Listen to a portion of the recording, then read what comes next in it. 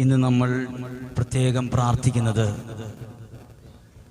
നമ്മുടെ ജീവിതവുമായി നമുക്ക് നല്ലൊരു അനുഗ്രഹത്തിന് കാരണമാകുന്ന ഒരു ദൈവവചനമാണ്. ആ ഒരു വിഷയം, ദൈവം നമുക്ക് വേണ്ടി വാതിലുകൾ തുറക്കണം. ദൈവം വാതിലുകൾ തുറക്കും. അതാണ് അപ്പസ്തോല പ്രവർത്തനത്തിൽ കണ്ടത്. പൗലോസും ശീലാസും കീർത്തനം പാടി സ്തുതിച്ചപ്പം അവരുടെ മുമ്പിൽ അടഞ്ഞു കിടന്ന വഴി ദൈവം തുറന്നു. ദൈവം തുറക്കും. നമ്മൾ തുറന്നിട്ട് കാര്യമില്ല. ദൈവം തുറക്കണം നമ്മുടെ ജീവിതത്തിനുള്ള എല്ലാ അനുഗ്രഹത്തിൻ്റെയും വഴി, സാമ്പത്തിക പുരോഗതിയുടെ വഴി, കടബാധ്യതയുടെ ആ ഒരു പ്രതിസന്ധികൾ മാറാൻ ദൈവം വഴി തുറക്കണം. ഈ വിഷയമാണ് നമ്മൾ ഇന്ന് ചിന്തിക്കുന്നത്. പ്രിയപ്പെട്ടവരെ, ഈ 2 ദിവസം മുമ്പ് ഒരാള് ഒരു ഫോൺ വിളിച്ചിട്ട് ഒരു പ്രാർത്ഥന പറഞ്ഞു. ഞങ്ങളുടെ കുടുംബത്തിലെ എല്ലാ ആളുകളും, കുടുംബക്കാരും ബന്ധുക്കളും സുഹൃത്തുക്കളും നാട്ടുകാരും എല്ലാം ഇടപെട്ടിട്ട് തീരാത്തൊരു പ്രശ്നമുണ്ട്. ഞങ്ങൾക്കിനി ഒരു വിശ്വാസമുള്ളത് ഇവിടെ വന്ന് പ്രാർത്ഥിച്ചാൽ തീരുമെന്നാണ് ഞങ്ങളുടെ ഒരു വിശ്വാസം. ആരും പറഞ്ഞിട്ട് ഇത് തീരുന്നില്ല, ഈ പ്രശ്നം തീരുന്നില്ല. അപ്പോൾ ഇങ്ങനെയൊരു വിഷയം എൻ്റെ മുമ്പിൽ കേട്ടപ്പം എൻ്റെ നാവിൽ ദൈവത്തിന്റെ ആത്മാവ് ഒരു വാചനം, ഒരു സെന്റൻസ്, ഒരു വചനം തന്നു. ഒരു വചനം, ഒരു സെന്റൻസ്. ആ വാക്യം ഇങ്ങനെയാണ്: മനുഷ്യൻ പറഞ്ഞിട്ട് പരിഹരിക്കാത്ത പ്രശ്നം ദൈവം പറഞ്ഞാൽ പരിഹരിക്കപ്പെടും. ആ വാക്യം കൃത്യമായിട്ട് പറഞ്ഞാൽ, ഞാൻ അന്നേരം അത് എഴുതി വെച്ചത് ഇങ്ങനെയാണ്: നാവുകൊണ്ട് നേടിയെടുക്കാൻ പറ്റാത്തത് പ്രാർത്ഥന കൊണ്ട് നേടിയെടുക്കാൻ പറ്റും. ഹല്ലേലൂയ. ഞാൻ ഈ വിഷയം അന്നേരം ഫോൺ വയ്ക്കുന്നതിന് മുമ്പ് ഞാൻ അവരോട് പറഞ്ഞു, നാവുകൊണ്ട് നേടിയെടുക്കാൻ പറ്റാത്തത്, അധികാരം ഉപയോഗിച്ച് നേടിയെടുക്കാൻ പറ്റാത്തത്, അല്ലെങ്കിൽ 10 പേരെ വിളിച്ച് സ്വാധീനം ഉപയോഗിച്ച് നേടിയെടുക്കാൻ പറ്റാത്തത് പ്രാർത്ഥന വഴി നേടിയെടുക്കാൻ നമുക്ക് പറ്റും. പറഞ്ഞേ ഹല്ലേലൂയ, ഹല്ലേലൂയ. ഇതിനോട് ചേർത്ത് നമ്മൾ തുടങ്ങുകയാണ്. നല്ലൊരു വചനമാണ് നിങ്ങളുടെ ശ്രദ്ധയിൽ കൊണ്ടുവരുന്നത്. യെശയ്യാ പ്രവാചകന്റെ പുസ്തകം 45-ാം അധ്യായം 2-ാമത്തെ വാക്യം ശ്രദ്ധിച്ച് കേൾക്കുക. യെശയ്യാ 45:2 വചനം ഇങ്ങനെയാണ്: ഞാൻ നിനക്ക് മുമ്പേ പോകും, ഞാൻ നിനക്ക് മുമ്പേ പോയി മലകൾ നിരപ്പാക്കുകയും ഇരുമ്പോടാമ്പലുകൾ ഒടിക്കുകയും പിച്ചളവാതിലുകൾ തകർക്കുകയും ചെയ്യും. ഹല്ലേലൂയ. ഒന്നും കൂടെ കേൾക്കാം. ദൈവമായ കർത്താവ് നമ്മളോട് പറയുന്നൊരു വാക്കാണ്: ഞാൻ നിനക്ക് മുമ്പേ പോകും. ഞാൻ പോകുന്നതിന് മുമ്പ് ദൈവം പോകും. പോയിട്ടോ നിന്റെ മുമ്പിൽ ഉയർന്നിരിക്കുന്ന മല, ഒരു പ്രശ്നം, ഒരു പ്രതിസന്ധി, അത് ഞാൻ നിനക്ക് മുമ്പേ പോയത് നിരപ്പാക്കും, പരിഹരിക്കും. എന്നിട്ടോ അടുത്തത്, ഇനിയും നിനക്ക് ഈ മല കഴിഞ്ഞ് താഴെ അപ്പുറത്തുള്ള ഇരുമ്പോടാമ്പല് പോലുള്ള പ്രശ്നങ്ങൾ കാണും. അതിനുശേഷം പിച്ചളവാതില് പോലുള്ള പ്രതിസന്ധി കാണും. ഞാൻ നിനക്ക് മുമ്പേ പോയി മലകൾ നിരപ്പാക്കി ഇരുമ്പോടാമ്പലുകൾ ഒടിച്ച് പിച്ചളവാതിലുകൾ തകർത്ത് നിനക്കുള്ള ഒരു നല്ല വഴി ഞാൻ തുറന്നു തരും. ഹല്ലേലൂയ. ഈ വിഷയമാണ് നമ്മൾ ഇന്ന് ചിന്തിക്കുന്നത്. ദൈവം വഴി തുറന്നു തരും. ദൈവം തുറക്കാത്ത വഴി ഞാനോ നിങ്ങളോ ഇരുന്ന് തുറന്നാൽ അതൊരിക്കലും മുന്നോട്ട് പോകില്ല. 10 ദിവസം മുന്നോട്ട് പോകും, പിന്നെ നമുക്കത് ഒരു വലിയ പ്രതിസന്ധിയായി മാറും. ദൈവം വഴി തുറന്നു തരുന്ന ദൈവമാണ്. ഇതിനെക്കുറിച്ച് നമ്മൾ ചിന്തിക്കാൻ പോവാണ്, പ്രാർത്ഥിക്കാൻ പോവാണ്. നമ്മൾ ഇവിടെ ഇരുന്ന് വചനം കേൾക്കുന്ന ഇത്രയും പേര് ചിന്തിച്ചു നോക്കിക്കേ. നമ്മൾ ഈ വയസ്സ് വരെ നമ്മൾ പലതും ജീവിതത്തിന്റെ ഉയർച്ച ആഗ്രഹിച്ച് ഒത്തിരി കാര്യങ്ങൾ തുറന്നിട്ടുണ്ട്. ബിസിനസ് തുറന്നിട്ടുണ്ട്, പലതും തുറന്നിട്ടുണ്ട്. നമ്മൾ തുറന്നതൊക്കെ അടഞ്ഞു പോയിട്ടുമുണ്ട്. പക്ഷെ ദൈവം തുറന്നാൽ ആർക്കും അടയ്ക്കാൻ പറ്റത്തില്ല. എപ്പോഴും ഓർത്തിരിക്കും, ദൈവം തുറന്നാൽ അടയ്ക്കാൻ പറ്റത്തില്ല. മനുഷ്യൻ തുറന്നാലോ അത് ആർക്കും അടച്ചു കളയാം. അതിനെക്കുറിച്ച് നമ്മൾ ചിന്തിക്കുകയാണ്. ദൈവം നമുക്ക് മുമ്പേ പോകും. ഇനി ഇവിടെ ശ്രദ്ധിച്ചേ, ഒന്നും കൂടെ ആ വചനം കേട്ടെ. ദൈവം നമുക്ക് മുമ്പേ പോയി മലകൾ നിരപ്പാക്കും. ഇനി മലകൾ നിരപ്പാക്കിയില്ലല്ലോ, ഒരു പ്രശ്നമുണ്ട്. ഞാനും നിങ്ങളും ദൈവവും ദൈവാനുഗ്രഹവും പ്രാർത്ഥനയും ഒന്നും വേണ്ട. അങ്ങനെ ഒരു പ്രതിസന്ധി ഇതാണ്. ഈ മല മുഴുവൻ ഞാൻ കയറേണ്ട മലയാ. ഇത് ഞാൻ കയറി ഇറങ്ങുമ്പോഴത്തേക്ക് എൻ്റെ ആയുസ്സും ആരോഗ്യം പകുതി അവിടെ പോകും. ഈ മല കയറി ഇറങ്ങുമ്പോഴത്തേക്കും ദൈവം ഇല്ലാതിരുന്നാലുള്ള പ്രശ്നം എന്താ? നമ്മൾ ദൈവത്തെ കൂട്ടുപിടിച്ചാലോ ഈ മല കയറേണ്ട വരില്ല. ഇത് ഞാൻ കയറാതെ തന്നെ, ഞാൻ കയറേണ്ട ഒരു മലയായിരുന്നു, ഒരു പ്രശ്നമായിരുന്നു. പക്ഷെ ഞാൻ അവിടെ എത്തുന്നതിന് മുമ്പ് തന്നെ അത് ദൈവം ഇടിച്ചു താഴ്ത്തി നിരന്ന നിലയിലാക്കും. നിങ്ങൾ മനസ്സിലായെന്ന് ഞാൻ വിചാരിക്കുന്നു. നമുക്ക് മുമ്പിലുള്ള പ്രശ്നങ്ങളെ മാറ്റി ദൈവം വഴി തുറന്നു തരും. ദൈവം വഴി തുറക്കും. ഇവിടെ ഇരിക്കുന്ന ഓരോ വ്യക്തികൾക്കും വേണ്ടി ഇവിടുന്ന് പ്രാർത്ഥിക്കുന്നത് ദൈവം വഴി തുറക്കാൻ വേണ്ടിയിട്ടാണ്. ഞാൻ ഇതൊരു ഉദാഹരണം പറയാൻ ആഗ്രഹിക്കുകയാണ്. ദൈവത്തിന്റെ വഴിയെക്കുറിച്ച്, ദൈവം തുറക്കുന്ന വഴി. യോഹന്നാന്റെ സുവിശേഷത്തിൽ 21-ാം അധ്യായത്തിൽ ഈശോ വീണ്ടും പ്രത്യക്ഷപ്പെടുന്ന ദൈവവചന ഭാഗമാണ്. ഈശോ വീണ്ടും പ്രത്യക്ഷപ്പെടുവാണ്. ഈശോ മരിച്ചതിന് ശേഷം ശിമയോൻ പത്രോസ് അനുദിന ജീവിതത്തിന്റെ വരുമാനം ഒന്ന് ശരിപ്പെടുത്താൻ വേണ്ടി ഒരു വഴി തുറന്നു. ആ വഴിയാണ് ശിമയോൻ പത്രോസ് പറഞ്ഞു, ഞാൻ മീൻ പിടിക്കാൻ പോവാണ്. ഹല്ലേലൂയ. അവർക്ക് പറഞ്ഞു ഹല്ലേലൂയ. ഇതാര് തുറന്ന വഴിയാണ്? ഇത് ശിമയോൻ പത്രോസ്. ഈശോ മരിച്ചു, ഇനി വലിയ പ്രതീക്ഷിച്ചിട്ട് കാര്യമൊന്നുമില്ല എന്ന് മനസ്സിൽ തോന്നിയ സമയത്ത് ശിമയോൻ പത്രോസ് കൂടെ ഉണ്ടായിരുന്നവരോട് പറഞ്ഞു, ഞാൻ മീൻ പിടിക്കാൻ പോവാണ്, എന്തെങ്കിലും ഒരു വരുമാനം വേണം, ജീവിക്കണം മുന്നോട്ട്, ഇങ്ങനെ പോയാൽ പോരാ. അങ്ങനെ ഒരു തുറന്നൊരു വഴിയാണത്. ബൈബിളിൽ എഴുതിയിരിക്കുകയാണ്, ആ രാത്രി മുഴുവൻ അധ്വാനിച്ചിട്ടും, ഒരു രാത്രി 12 മണിക്കൂറോളം, കണക്ക് കൂട്ടിക്കോ, 12 മണിക്കൂറോളം അധ്വാനിച്ചിട്ടും ഒന്നും കിട്ടിയില്ല. നിങ്ങൾ ചിന്തിച്ചു, വെസ്റ്റ് ഒന്ന് ചിന്തിച്ചു, കടലിൽ എന്തെങ്കിലുമൊക്കെ ഇല്ലാതിരിക്കുകയല്ല. കടലിൽ വലിയ വിലയുള്ള മത്സ്യങ്ങളൊന്നും കിട്ടിയില്ലേലും അത്യാവശ്യം ദൈനംദിന ജീവിതത്തിനുള്ള എന്തെങ്കിലും ഒരു മീനിന്റെ തരിയെങ്കിലും കിട്ടാതിരിക്കത്തില്ല. രാത്രി മുഴുവൻ അധ്വാനിച്ച കടലിൽ മീനുണ്ട്, പക്ഷെ ഇവർക്കൊന്നും കിട്ടിയിട്ടില്ല. രാത്രി മുഴുവൻ അധ്വാനിച്ചു. അത് എന്തുകൊണ്ടാണ് കിട്ടാതിരുന്നത്? ദൈവം അടച്ചു കളഞ്ഞ വഴിയാണെങ്കിൽ നമ്മൾ എത്ര അധ്വാനിച്ചാലും കിട്ടത്തില്ല. ഹല്ലേലൂയ. ദൈവം അടച്ചതാണെങ്കിൽ, ആ അടച്ച വഴിയെ നമ്മൾ നമ്മുടെ കഴിവ് കൊണ്ട് തുറന്നെങ്കിൽ നമ്മൾ അധ്വാനിക്കാവുന്നേ ഉള്ളൂ, നമുക്ക് നിരാശ മാത്രമേ കിട്ടത്തുള്ളൂ. ദൈവം അടച്ച ഒരു വഴി. ഇനി നേരം വെളുക്കാറായപ്പോൾ ഈശോ ആ കടൽ തീരത്ത് വന്നു. കടൽ തീരത്ത് വന്നിട്ട് ഈശോ ശിഷ്യന്മാരോട് പറഞ്ഞു, കുഞ്ഞുങ്ങളെ മീൻ വല്ലതും കിട്ടിയോ? കിട്ടിയിട്ടില്ല എന്ന് മറുപടി പറഞ്ഞപ്പോൾ ഈശോ ഒരു വഴി തുറന്നു. അങ്ങനെയാണെങ്കിൽ വള്ളത്തിന്റെ വലതുവശത്ത് വലയിടുക. അപ്പോൾ അവർക്ക് കിട്ടി. അതിനെത്ര സമയം എടുത്തിട്ടുണ്ടാവും? ഈശോ നേരം വെളുക്കുന്ന സമയത്ത് അവിടെ വന്നു, അവരോട് വലയിടാൻ പറഞ്ഞു. അവർക്ക് വലയിട്ടു, ഇഷ്ടം പോലെ കിട്ടി. ഏകദേശം 1 മണിക്കൂർ പോലും എടുത്തിട്ടുണ്ടാവില്ല. 12 മണിക്കൂർ അവർ അധ്വാനിച്ചിട്ട് കിട്ടാത്തതിന്റെ 100 മടങ്ങാണ് ഒരേ ഒരു മണിക്കൂർ അധ്വാനിച്ചപ്പോൾ കിട്ടിയത്. അതാണ് ദൈവം തുറന്നാലും മനുഷ്യൻ തുറക്കുന്ന വഴിയും തമ്മിലുള്ള വ്യത്യാസം. ഹല്ലേലൂയ. ഉറക്കെ പറയാം ഹല്ലേലൂയ. നമ്മളൊക്കെ ഓർത്തു, നമ്മളൊക്കെ ജീവിതത്തിൽ രക്ഷപ്പെടണമെന്ന് ആഗ്രഹമുള്ളവരാ. അതുകൊണ്ട് നമ്മൾ ഓരോ വഴി തുറക്കുന്നത്. നമ്മൾ വഴി തുറന്നാൽ ചിലപ്പോൾ നമ്മുടെ ആയുസ്സും ആരോഗ്യമൊക്കെ വെറുതെ ഇങ്ങനെ പോയിക്കൊണ്ടിരിക്കും. നമുക്കൊരു മെച്ചം ഉണ്ടാകത്തില്ല, ഒരു മിച്ചം വെക്കാനും ഉണ്ടാകത്തില്ല. നമ്മളിങ്ങനെ ഉള്ള വെയിലും മഴയും കഷ്ടപ്പാടും അധ്വാനവും ശരീരം പോയി തൊലിയും ചുളിഞ്ഞു നമ്മുടെ അധ്വാനം ഇങ്ങനെ കിടക്കുകയാണ്. ദൈവം വഴി തുറന്നാൽ അതിന്റെ പകുതിയുടെ പകുതി സമയം മതി നമ്മുടെ ആരോഗ്യം കൊണ്ട് നേടാൻ പറ്റുന്നതിനേക്കാൾ കൂടുതൽ നമ്മുടെ കയ്യിൽ തരാൻ. അതാണ് ദൈവം തുറക്കുന്ന വഴിയുടെ പ്രത്യേകത. ഒന്ന്, ദൈവം നമുക്ക് മുമ്പേ പോകും, മലകൾ നിരപ്പാക്കും, പിച്ചളവാതിൽ ഒടിക്കും, ഇരുമ്പോടാമ്പലുകൾ ഒടിക്കും. ദൈവം വഴി തുറന്നാലേ നടക്കത്തുള്ളൂ. പറഞ്ഞേ ഹല്ലേലൂയ. ഇനി ദൈവം വഴി തുറന്നില്ല, എന്റെ ആരോഗ്യം കൊണ്ട് ഞാൻ തുറന്നാലോ? ഞാൻ എന്നും പോരടിച്ചോണ്ടിരിക്കും. ആരോട്? പിച്ചളവാതിലിനോടും ഇരുമ്പോടാമ്പലിനോടും ഈ മലയോടും ഇങ്ങനെ പോരടിച്ചോണ്ട് ഇങ്ങനെ കഷ്ടപ്പെട്ടുകൊണ്ടിരിക്കും. 50 രൂപയുടെ ഒരു പൂട്ട് പൊട്ടിക്കണേ തന്നെ നമുക്ക് അരമണിക്കൂറോളം വേണം തല്ലി പൊട്ടിക്കണമെങ്കിൽ. അപ്പോഴാണ് ഇരുമ്പോടാമ്പൽ ഓടിക്കാൻ, പിച്ചളവാതിൽ തകർക്കാൻ നമുക്ക് സമയം കുറെ വേണം. നമ്മുടെ സമയം നഷ്ടമാണ്. നമുക്കത് നിരാശ മാത്രമേ തരത്തുള്ളൂ. അതുകൊണ്ട് നമ്മൾ ഇന്ന് ചിന്തിക്കുകയാണ്, ദൈവം വഴി തുറക്കുന്ന ദൈവമാണ്. ഹല്ലേലൂയ. ചേർന്ന് പറയാം ഹല്ലേലൂയ. അതാണ് യെശയ്യാ പ്രവാചകന്റെ പുസ്തകത്തിൽ വളരെ നല്ലൊരു വചനം. യെശയ്യാ പ്രവാചകന്റെ പുസ്തകം 22-ാം അധ്യായം 22-ാമത്തെ വാക്യം ശ്രദ്ധിച്ചു കേട്ടെ. യെശയ്യാ 22:22.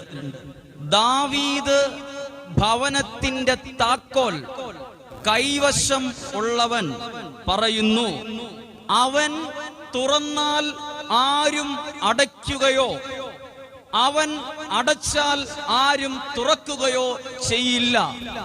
ഒന്നും കൂടെ കേൾക്കാം വചനം. യെശയ്യാ 22:22 പഠിക്കാൻ വളരെ എളുപ്പമാണ്.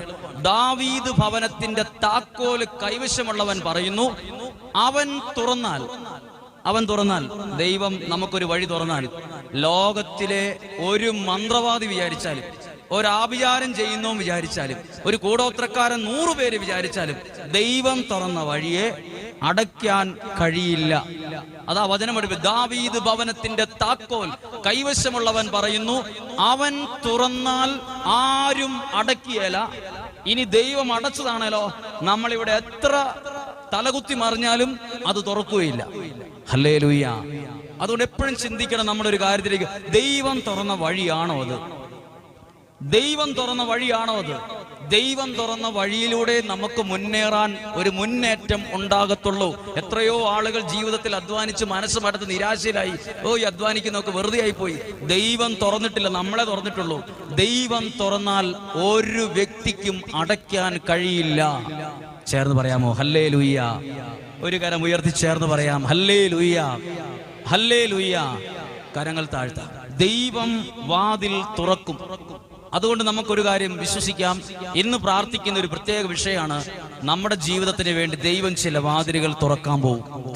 തുറക്കും. അതിനുവേണ്ടി നമ്മൾ പ്രാർത്ഥിക്കുന്നത്. ദൈവം തുറന്നാൽ പേടിക്കണ്ട.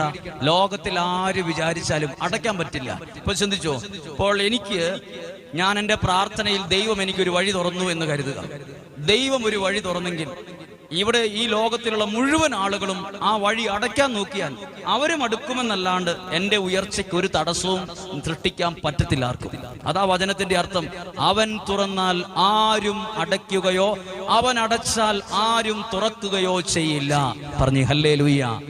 ഒരു കരം ഉയർത്തിപ്പിടിച്ച് ഈ വചനം ഒന്ന് ഉറക്കെ പറയാം. യെശയ്യാ പ്രവാചകന്റെ പുസ്തകം 22:22.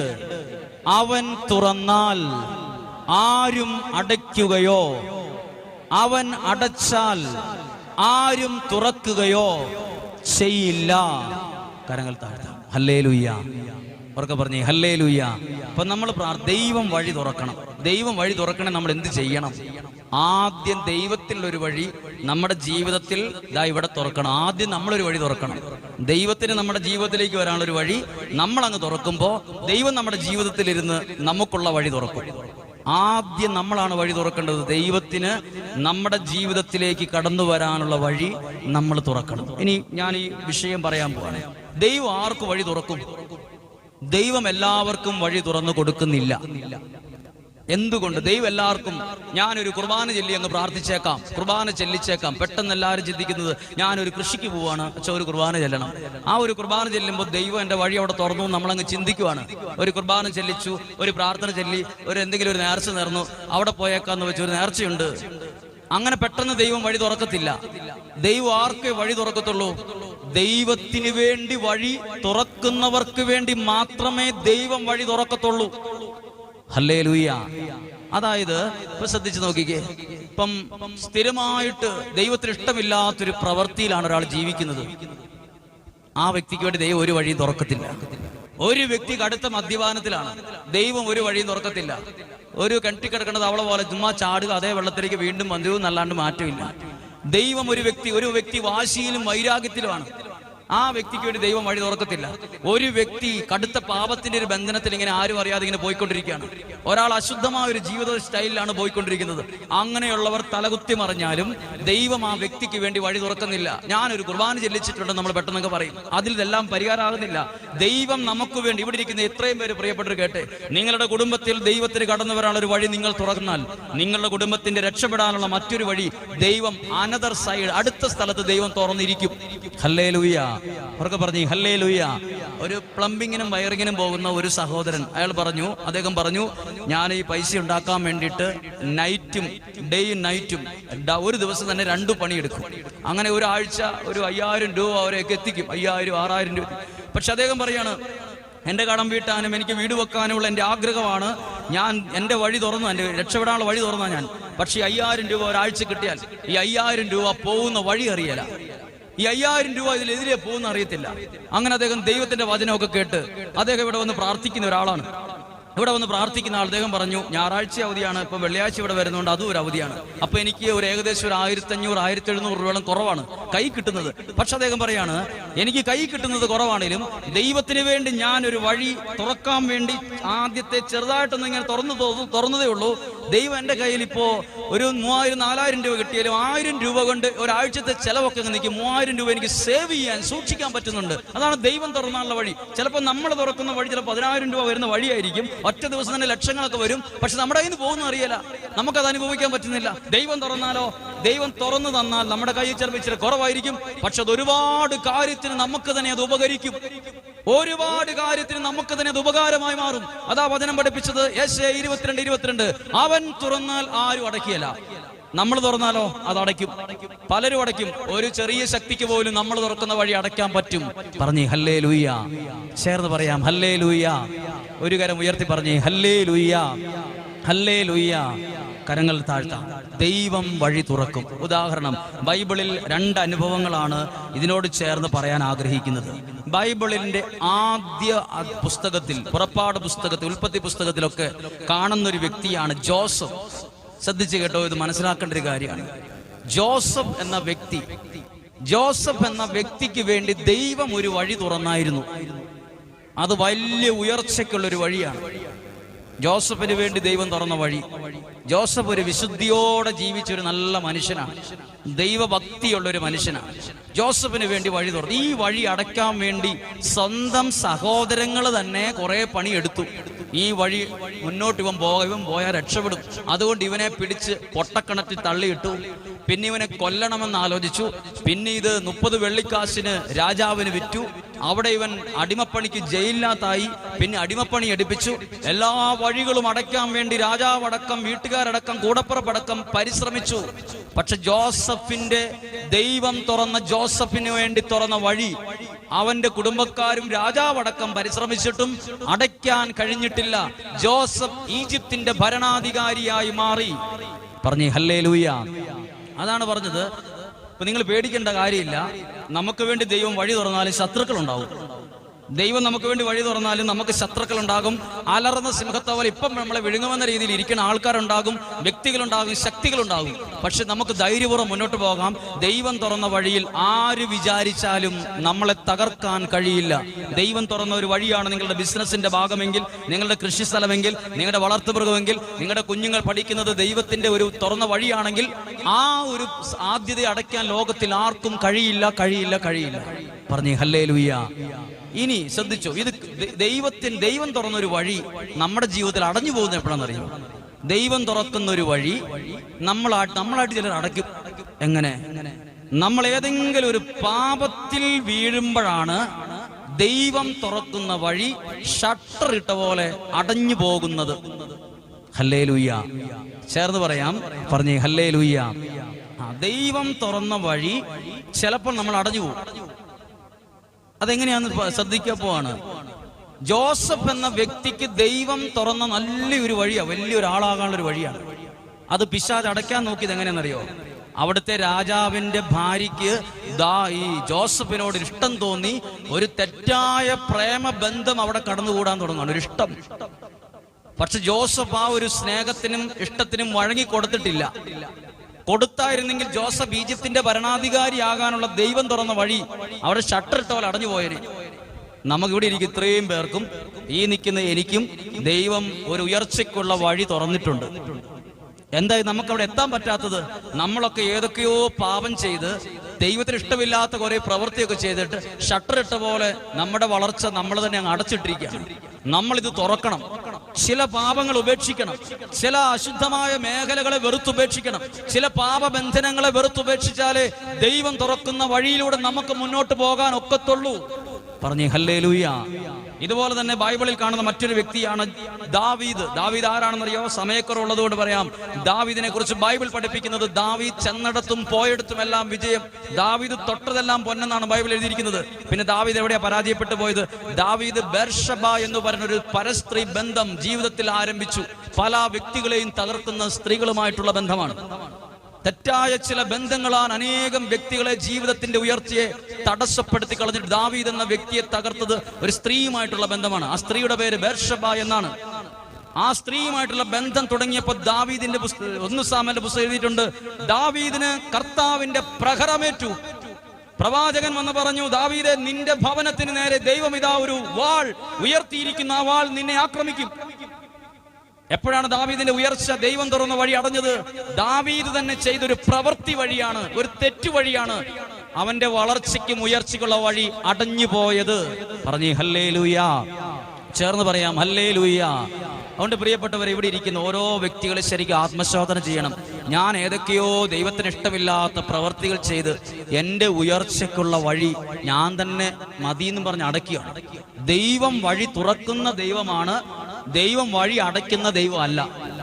ഒരിക്കൽ കൂടി പറയാം, ഇവിടെ ഇരിക്കുന്ന ഓരോ കുടുംബങ്ങളുടെയും എങ്ങനെയേലും രക്ഷപ്പെട്ടു പോകണമെന്നാണ് ആരാഗ്രഹിക്കുന്നത്? ദൈവം ആഗ്രഹിക്കുന്നത്. പക്ഷെ നമ്മളത് രക്ഷപ്പെടണമെന്ന് നമുക്ക് ആഗ്രഹമുണ്ട്. പക്ഷെ നമ്മുടെ പല പ്രവർത്തികളും നമുക്ക് ഉപേക്ഷിക്കാൻ പറ്റുന്നില്ല. പല പ്രവർത്തികളും നമ്മുടെ ജീവിതത്തിന്റെ വഴിയെ അടച്ചു കളയുന്നു. ഈ വഴി തുറക്കാതെ ദൈവം നമുക്ക് വേണ്ടി വഴി തുറക്കത്തില്ല. ചേർന്ന് പറയാം ഹല്ലേലൂയ. അവർക്ക് പറഞ്ഞേ ഹല്ലേലൂയ. അതുകൊണ്ട് ശ്രദ്ധിച്ച്, നമ്മൾക്കൊരു പരാതി, ഞാൻ എത്ര നാൾ ഇവിടെ വരാൻ തുടങ്ങിയിട്ട്, ഞാൻ എത്രയോ കുർബാന ചൊല്ലിച്ചു, ഞാൻ എത്ര നാളായി കൊന്തയെല്ലാം തുടങ്ങിയിട്ട്, ദൈവം എന്താ ഒരു വഴി തുറക്കാത്തത്? ദൈവം വഴി തുറക്കും. ബൈബിളിന്റെ ആരംഭം മുതൽ നോക്കിക്കോ, നമ്മുടെ ദൈവം വഴി അടച്ച് ഒരുത്തനെ ശ്വാസം മുട്ടിക്കുന്ന ദൈവം അല്ല. ദൈവം ഒരു വ്യക്തിയെയും വാതിലടച്ച് ശ്വാസം മുട്ടിച്ച് കൊന്നിട്ടില്ല. ദൈവം വാതിൽ തുറന്ന് അനേകം ആളുകളെ ലക്ഷക്കണക്കിന് ആളുകളെ ജീവിതത്തിൽ രക്ഷപ്പെടുത്തിയിട്ടേ ഉള്ളൂ. ദൈവമാരുടെയും വഴി അടച്ചിട്ടില്ല. നമ്മുടെ പ്രവൃത്തി പലതും നമ്മുടെ കുടുംബത്തിന്റെ ദൈവാനുഗ്രഹത്തെ അടച്ചു കളഞ്ഞിട്ടുണ്ട്. ഹല്ലേലൂയ. അവർക്ക് പറയാം ഹല്ലേലൂയ. പ്രിയപ്പെട്ട ശ്രദ്ധിച്ച്, നമ്മളിപ്പോ കേട്ടു, ദൈവം വഴി തുറക്കുന്ന ദൈവമാണ്. അതിന്റെ മുമ്പിൽ എന്ത് പ്രശ്നം ഉണ്ടെങ്കിലും ദൈവം അത് മാറ്റും. ദൈവം വഴി തുറക്കും. ഇനി ശ്രദ്ധിക്കുക, ബൈബിളിൽ ഞാൻ ഇന്നലെ ഞങ്ങൾ കുറച്ച് പ്രാർത്ഥിച്ച സമയത്ത് ദൈവം ഒരു നല്ല ബോധ്യം എൻ്റെ മനസ്സിൽ തന്നു. ഒരു നല്ല ബോധ്യം. ആ ബോധ്യം നിങ്ങളോടൊന്ന് പറയാൻ ആഗ്രഹിക്കുകയാണ്. ഒരു ബോധ്യമാണ്. പിതാവായ ദൈവം മനുഷ്യന്റെ രക്ഷയ്ക്ക് വേണ്ടി തുറന്നൊരു വഴിയാണ് ഏത്? ഈശോ. പിതാവായ ദൈവം മനുഷ്യന് രക്ഷ കിട്ടാൻ വേണ്ടി തുറന്ന വഴിയാണ് ഈശോ. ഈശോ തന്റെ ഏകജാതനെ നൽകി. ഈ വഴി പിശാച് അടച്ചത് എങ്ങനെയാണെന്നറിയോ?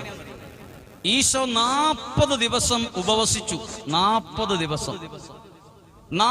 ദിവസം ഉപവസിച്ച് ആദ്യം ഭക്ഷണം കഴിക്കേണ്ടതെന്ന് ചോദിച്ചാൽ ആരാ? അമ്മയാണോ? സുഹൃത്തുക്കളാണോ? സഹോദരങ്ങളാണോ? ശിഷ്യന്മാരാണോ? പിശാചാണോ? 40 ദിവസം ഉപവസിച്ചു കഴിഞ്ഞ് എന്തെങ്കിലും കഴിക്കണ്ടേന്ന് സ്നേഹബുദ്ധിയാ അടുത്തി എന്ന് പറഞ്ഞത് പിശാചൻ. ആദ്യം ഒരു ബെസ്റ്റ് ഫ്രണ്ട് പോലെ അവിടെ വന്നത് പിശാചാണ്. ഇനി പിശാച് പറഞ്ഞ വാക്ക് നിങ്ങൾ ശ്രദ്ധിച്ചേ. പിശാച് എന്താ പറഞ്ഞത്? ഈ കല്ലുകളോട് അപ്പമാകാൻ പറയുക. 1% പോലും അതിനകത്തൊരു കുഴപ്പമില്ല ആ വാക്കിന്. കാരണം 40 ദിവസം ഉപവസിച്ച ഒരാൾക്ക് ഭയങ്കര വിശപ്പായിരിക്കും. അപ്പൊ കല്ല് അപ്പമാക്കാൻ പറഞ്ഞിട്ട് വലിയ തെറ്റൊന്നും കാണാനില്ല. ശ്രദ്ധിച്ച് മനസ്സിലാക്കണം. ഇന്നും നമ്മളോട് പലരും പറയും, കല്ലപ്പമാക്കാൻ പറയുന്ന ആളുകളുണ്ട്. അതിന് വ്യക്തമായിട്ട് പറയാം. ഈശോ ഇത് കേട്ടപ്പം എന്താ പറഞ്ഞത്? നല്ലൊരു ഐഡിയ ആണല്ലോ, എന്നാ കല്ലങ്ങ് അപ്പമാക്കിക്കോളാൻ പറയുവാണോ, കല്ലപ്പമാക്കുവാണോ ചെയ്തത്? ഈശോ കല്ലപ്പമാക്കി. അത്രയും വിശന്നിരുന്ന സമയത്തും എന്നാ കല്ലപ്പമാക്കി 2 ഭക്ഷിക്കാമെന്ന് വിചാരിച്ചില്ല. ഈശോ ഈ പ്രലോഭനത്തിന് 1% പോലും വഴങ്ങിക്കൊടുത്തിട്ടില്ല. ഹല്ലേലൂയ. ഇവിടെ ശ്രദ്ധിച്ചേ, നമ്മളോട് കല്ലപ്പമാക്കാൻ പറയും, നമ്മളോട് ഒരുത്തനെ തല്ലാൻ പറയും, അവിടെ പോയി അവർ 2 തെറി വിളിക്കാൻ പറയും, അവിടെ പോയി 2 കുപ്പി മേടിച്ചുകൊണ്ടിരാൻ പറയും, ഒരു സ്മോള് കഴിക്കണ്ടേ ചോദിക്കും. നമ്മളെ കല്ലപ്പമാക്കാൻ പറയുന്നവരുണ്ട്. നമ്മൾ അതിനകത്ത് എന്നാ തെറ്റ്? ഇന്നത്തെ ലോകമല്ല, അങ്ങനെയൊക്കെ ചെയ്യാത്ത വല്ല ആളുകളുണ്ടോ? നമ്മൾ ഉടനെ കല്ലപ്പമാക്കും. ഈശോ ശ്രദ്ധിച്ചേ, ഈശോ കല്ലപ്പമാക്കിയില്ല. ഈശോ ഒരു കാര്യം ചെയ്തു, ആ പ്രലോഭനത്തിന് വഴങ്ങിയായിരുന്നെങ്കിലോ ഈ പിശാച് ഉന്തിത്തള്ളി ഈശോയിലേക്ക് കയറിയേനെ. ആ വഴി അടഞ്ഞ്. അതുകൊണ്ടാണ് ഈശോ പറഞ്ഞത്, ഈശോ വചനം കൊണ്ട് പിശാചിനെ തോപ്പിച്ചു. പ്രിയപ്പെട്ടവർ, നമുക്കും ഇതുപോലെ പ്രലോഭനങ്ങൾ ഉണ്ടാകും. ഒരുപാട് പ്രലോഭനം. കല്ലിനെ അപ്പമാക്കാൻ പറയും. ഇത് നമ്മളോട് പ്രവർത്തിക്കാൻ പറയും. ഇനി ഭയങ്കര സ്നേഹം പിശാചിന് ഉണ്ടായിരുന്നെങ്കിൽ പിശാചിന് ഇങ്ങനെ ചെയ്യാൻ പാടില്ലായിരുന്നു. പിശാചിന് കുറച്ച് കല്ലെടുത്ത് അപ്പം ഉണ്ടാക്കിക്കൊണ്ട് വന്ന് കൊടുത്തുകൂടായിരുന്നു. അത് ചെയ്തില്ലല്ലോ. കുറെ കല്ലിനെ അപ്പമാക്കിക്കൊണ്ട് വരുമല്ല ചെയ്തത്. ഈ സുവിശേഷത്തിലേക്ക് വന്ന് നോക്കിക്കേ, 5000 പേർക്ക് ഈശോ കല്ല് അപ്പമാക്കി അല്ല കൊടുത്തത്, ഈശോ അപ്പത്തെ വർദ്ധിപ്പിച്ചാ കൊടുത്തത്. പറഞ്ഞേ ഹല്ലേലൂയ. എന്താ ചെയ്തത്? ഈശോ 5000 പേരോട് വചനം പറഞ്ഞുകൊണ്ടിരിക്കുമ്പോൾ കുറെ കല്ല് പെറുക്കിക്കൊണ്ട് വാടാ, ഞാനിപ്പോ അപ്പമാക്കി തരാന്നല്ല പറഞ്ഞത്, ഉള്ള അപ്പം വർദ്ധിപ്പിച്ചു തരാമെന്നാ പറഞ്ഞത്. കല്ലപ്പമാക്കുന്നത് ദൈവത്തിന്റെ രീതിയല്ല, അത് പിശാചിന്റെ ഒരു ഒന്നാം തരം ടെക്നിക്കാണ് നമ്മളെ വീഴ്ത്താനുള്ള. പ്രിയപ്പെട്ട, നമ്മളൊരു പ്രവൃത്തി ചെയ്യുമ്പോഴാണ് നമ്മളിലേക്ക് പിശാചിന് കയറാനുള്ള വാതിൽ നമ്മൾ തുറക്കുന്നത്. ശ്രദ്ധിച്ചു കേട്ട്, നമ്മൾ എപ്പോഴാ ദൈവം പറഞ്ഞിട്ടുണ്ട്, ഇതാ ഞാൻ വാതിലിൽ മുട്ടുന്നു, ആരെങ്കിലും ആ വാതിൽ തുറന്നാൽ ഞാൻ അകത്തു വരും. പിശാചും ഇതുപോലെ തന്നെ നമ്മുടെ ഉള്ളിലേക്ക് കയറാൻ പല വാതിലുകളും തുറക്കും. കല്ലപ്പമാക്കാൻ പറയും, വേണ്ടാത്ത പല പ്രവൃത്തികളും ചെയ്യാൻ പറയും, നമ്മളത് ചെയ്യും. പിശാചിനുള്ള വാതിൽ നമ്മൾ രണ്ടും തുറന്നും കൊടുക്കും. അങ്ങനെ പിശാച് കയറിയാലോ, നമ്മുടെ ഉയർച്ചയ്ക്ക് ദൈവം തുറന്നിരിക്കുന്ന വഴി പിശാച് ആദ്യം ആ വഴി അങ്ങ് അടയ്ക്കും. ഹല്ലേലൂയ. പിശാച് വഴി അടയ്ക്കുന്നത്, ഇവിടെ ഇരിക്കുന്ന ആർക്കെങ്കിലും ജീവിതത്തിന്റെ വഴി അടഞ്ഞുപോയി ദുഃഖം ഉണ്ടെങ്കിൽ ദൈവം അടച്ചതല്ലത്, അത് പിശാച് അടച്ച വഴിയാണ്. നമുക്ക് ആ വഴി തുറക്കണമെങ്കിൽ ദൈവത്തോട് അടുക്കണം. ഒരു കുർബാന ചെല്ലിച്ചാൽ മാത്രം പോരാ, ഒരു നേർച്ച അവിടെ ചുണ്ടേപ്പള്ളി ഞങ്ങൾ നേർച്ച മാത്രം പോരാ. ജീവിതത്തിൽ കുറെ കാര്യങ്ങൾ മാറ്റം വരുത്തി ജീവിതത്തിന് ദൈവത്തിന് കടന്നു വരാനുള്ള ഒരു വഴി ഞാൻ തുറന്നാൽ, അതാണ് വചനം പറഞ്ഞത്, ഇതാ ഞാൻ നിന്റെ ഹൃദയവാതിൽക്കൽ മുട്ടുന്നു, നീ അകത്തെ സാക്ഷി തുറന്ന് എന്നെ സ്വീകരിച്ചാൽ ഞാൻ അകത്തേക്ക് വരും. ദൈവത്തിന് നമ്മൾ നമ്മുടെ ജീവിതം തുറന്നു കൊടുക്കണം. ദൈവം ജീവിതത്തിന് തുറന്നു കൊടുക്കാൻ നേരത്ത് ദൈവം നമ്മുടെ ജീവിതത്തിലേക്ക് പറയും, മദ്യപാനം മാറ്റാൻ പറയും, ആ സ്വഭാവം മാറ്റാൻ പറയും, ആ സ്വഭാവം മാറ്റാൻ പറയും. നമ്മുടെ ജീവിതത്തിന്റെ കുറെ കാര്യങ്ങൾ ദൈവം മാറ്റാൻ വീടിന്റെ പുറത്ത് നമ്മളോട് പറയും. അത് ഓൺ ദ സ്പോട്ടിൽ മാറ്റിയാൽ ദൈവം അകത്തു വരും. ഇല്ലെങ്കിലോ പിശാച് ഉന്തിത്തള്ളിക്കേറി നമ്മുടെ വഴികൾ പിശാച് അടച്ചു കളയും. പറഞ്ഞേ ഹല്ലേലൂയ. ചേർന്ന് പറയാം ഹല്ലേലൂയ. ഒരു നിമിഷം നമ്മളൊന്ന് പ്രാർത്ഥിക്കുകയാണ്. പ്രിയപ്പെട്ടവരെ, നമ്മുടെ ദൈവം വഴി തുറക്കുന്ന ദൈവമാണ്. ഒരു നിമിഷം ഒന്ന് കണ്ണുകൾ അടച്ച് ഇരുന്നുകൊണ്ട് തന്നെ നിങ്ങളുടെ ജീവിതത്തിൽ എവിടെയാണ് വഴി അടഞ്ഞു പോയതിലുള്ള ദുഃഖമുള്ളത്? ദൈവം വഴി അടച്ചു കളയുന്ന ദൈവമല്ല. നമ്മൾ പ്രത്യാശ അർപ്പിച്ചിരിക്കുന്ന നമ്മുടെ ദൈവം നമ്മുടെ വഴി അടയ്ക്കത്തില്ല, നമ്മുടെ വഴി തുറക്കും. പ്രിയപ്പെട്ടവർ, ഒരുപക്ഷെ കടബാധിതയുടെ നടുവിൽ എന്ത് ചെയ്യും? ജപ്തിയുടെ നടുവിൽ എന്ത് ചെയ്യും? രോഗമാണ്, എന്ത് ചെയ്യും? വീടിൽ എന്ത് ചെയ്യും? ഈ കല്യാണം വിവാഹ സംബന്ധം എന്ത് ചെയ്യും? കുട്ടികളുടെ പഠനം എന്ത് ചെയ്യും? ദൈവം വഴി തുറക്കും. പഴയ നിയമത്തിൽ ഇസ്രായേൽ ജനങ്ങൾ ചെങ്കടലിന്റെ സമീപത്ത് നിന്നപ്പോൾ അവിടെ വഴി തുറന്നത് മോശയല്ല. ഇസ്രായേൽ ജനം ലക്ഷക്കണക്കിന് ആളുകൾ അവിടെ ഉണ്ടായിരുന്നിട്ട് അവരെല്ലാം കൂടെ ബക്കറ്റ് കൊണ്ട് കോരി പറ്റിച്ചപ്പോഴല്ല അവിടെ വഴി ഉണ്ടായത്. ഒരിക്കൽ കൂടി ഞാൻ പറയാം, ഇസ്രായേൽക്കാർ ചെങ്കടലിന്റെ സമീപത്ത് നിന്നപ്പോ ഈ ദൈവം അല്ലെങ്കിൽ മോശ പറഞ്ഞത് ബക്കറ്റ് കൊണ്ട് കപ്പ് കൊണ്ട് കോരി പറ്റിക്കാൻ, കടൽ കോരി പറ്റിച്ച് ആയുസ് കളയരുത്. പിന്നെ എപ്പോഴാണ് അവിടെ വഴി ഉണ്ടായത്? ഇസ്രായേൽക്കാരിലെ ആളുകൾ ബക്കറ്റ് കൊണ്ട് മോട്ടോർ വെച്ച് അടിച്ചു പറ്റിച്ചതല്ല അവിടെ വഴി, അത് ദൈവം തുറന്ന വഴിയാണ്. ഈജിപ്തുകാർ എത്ര പരിശ്രമിച്ചിട്ടും ആ വഴി അടയ്ക്കാൻ അവർക്ക് കഴിഞ്ഞിട്ടില്ല, അവരുടെ ഒപ്പത്തിനൊപ്പാൻ എത്താൻ പോലും കഴിഞ്ഞിട്ടില്ല.